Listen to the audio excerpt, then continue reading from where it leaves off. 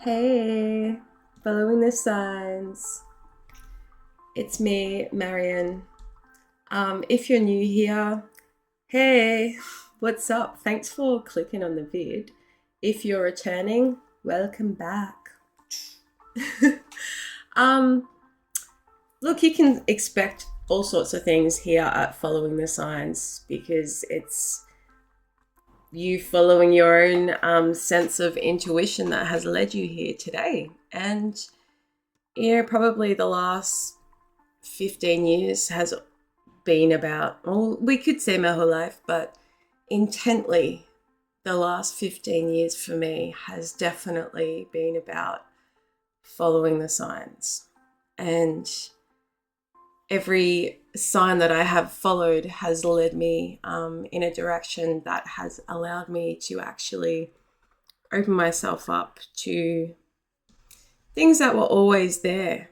Now I can reflect back on my whole life. But look, this is going to be about living life as an Aries ascendant. I was just out cooking tea and I felt really pulled to do this because I've been quite hot-headed today. You could say that's been a bit of a theme throughout my life. And now don't be scared of the hot-headedness.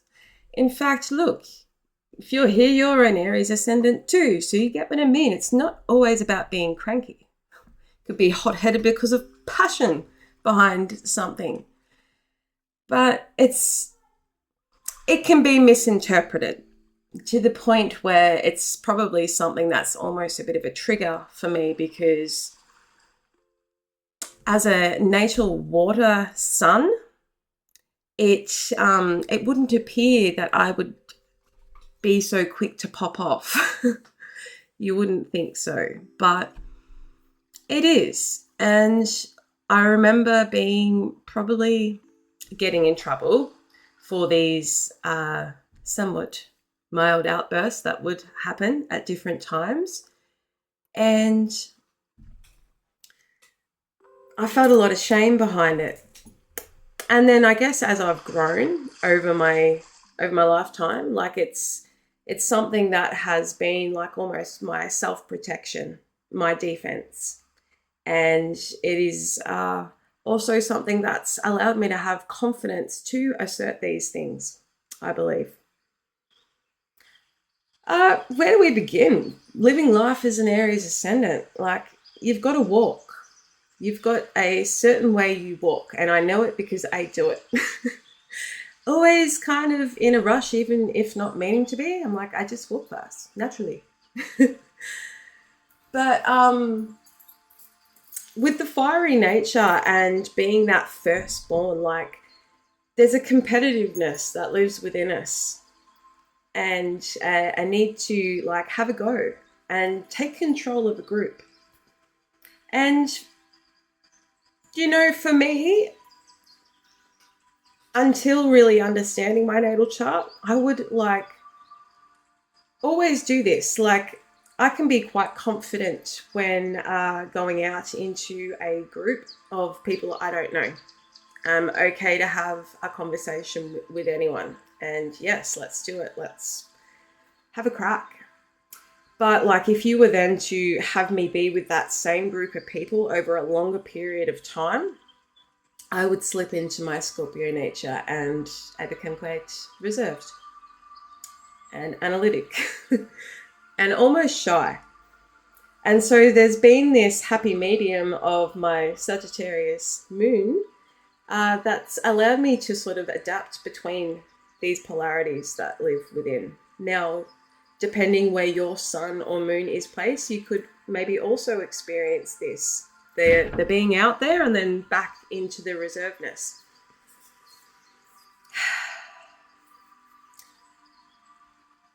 The face, the self.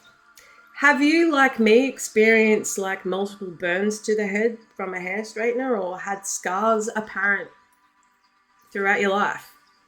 Aries rules the head, and Aries is also very, it's the baby, the innocent. We're like, oh, I'll reach for that. Boom. Oh, I didn't see that there. Or I don't know, but I've just always had a scar somewhere on my face. Like today, it's presenting itself as this dirty pimple. But Aries are known for having defined facial features, and like, you know, there's usually something quite significant about the look, the structure of an Aries face. Could be short. You're either short or potentially quite tall, and defined, very athletic, like to be on the move. I can't really go a day without doing something active. If I do, I'm not the nicest person to be around. Like, we like to move the energy through, and through movement, because we've got a lot of it. And if it's not popping off at someone, that needs to go somewhere, which is usually like, you could have a dog. Like, I feel like a lot of you could have a furry friend that you can run with. But don't mind going off on your own for these sort of things. And you may also feel very drawn to going places on your own naturally. And this leads you to so many new experiences or other people that you wouldn't normally, have in your vicinity. And it's based on this like natural need, the pioneer, to go searching for it or heading out, putting yourself out there. But the Scorpio's coming up. I'm getting in my head here and being like, now what, Marion? Oh. So anyway, like, I'm just gonna keep going with it. I really, here's like an honest fact, like up until actually having time to start getting to know myself again, I did not ever consider any other planet within a natal chart. And so I often grew up,